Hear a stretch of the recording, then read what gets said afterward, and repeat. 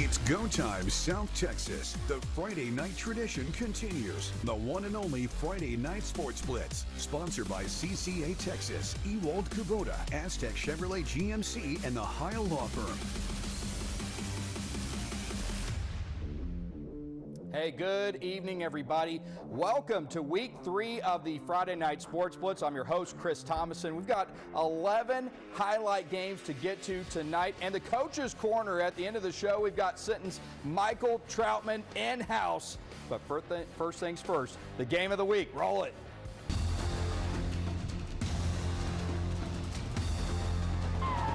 We had a state-ranked battle tonight in Refugio. The Bobcats, number 1 in Class 2A Division I, taking on Edna, number 9 in 3A D1. Here, Edna pulling off a little trickeration to start.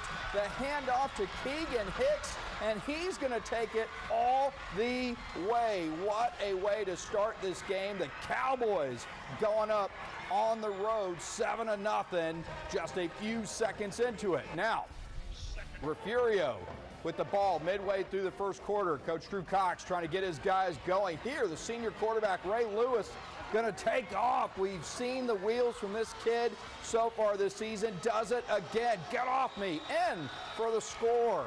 40 yards out. Extra point, though, no good. So Refugio still down 7-6 at that point.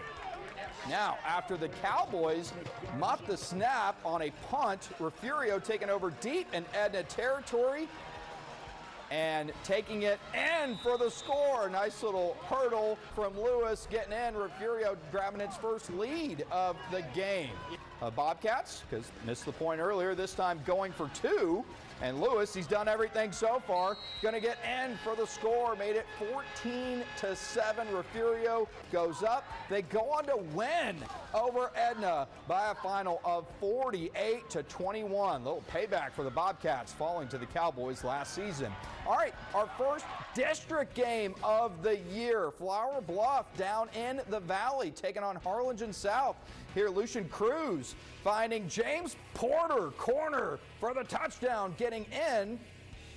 Okay, he wasn't in. Down at the 1-yard line. But now they're in. Samuel Smith getting that touchdown. Luckily, there's no fantasy in high school. Here, the Hornets defense coming up with the big sack and the fumble recovery. And then Samuel Smith going to take it in again as Flower Bluff goes up 14-0 on the road at that point. Now later, Lucian Cruz again, this time looking for Landon Meskey, and that's a touchdown back of the end zone. Flower Bluff can go up 35-6 at the half. All Hornets in this one. 1-0 in district, 49-6, the final. All right, how about same district? Veterans Memorial taking on Brownsville Rivera tonight over at Buck. Remember, Vets upset by Carroll last week here. Anthony Winans going to air it out to Brandon Reyes, wide open over the middle. Play of the week nominee. The Eagles going up 7-0 early. Now, for the Rivera Raiders, this was kind of a tough night.